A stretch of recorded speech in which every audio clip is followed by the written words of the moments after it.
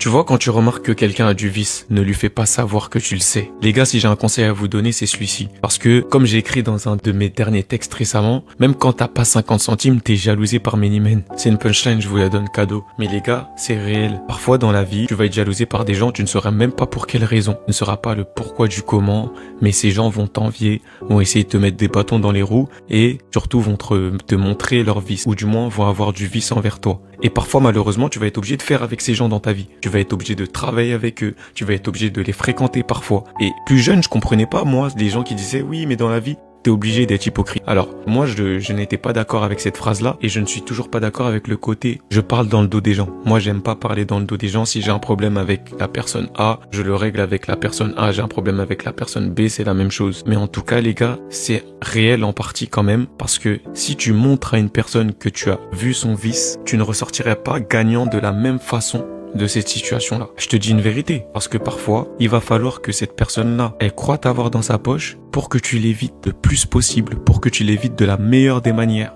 Ouais. Donc les gars, faites attention. Dehors, c'est dangereux. Les gens, quand on vous dit ils ont un vrai vice, il y a des personnes qui vous haïssent, mais qui essayent de cacher ça. Et parfois, c'est malgré eux. Malgré eux, ils vous envient. Parce qu'ils n'ont pas votre étoile, parce qu'ils n'ont pas votre amour, parce qu'ils n'ont pas votre éducation. En tout cas, la vie, elle me le démontre tous les jours. Et c'était juste ça le message que j'avais envie de transmettre ce soir.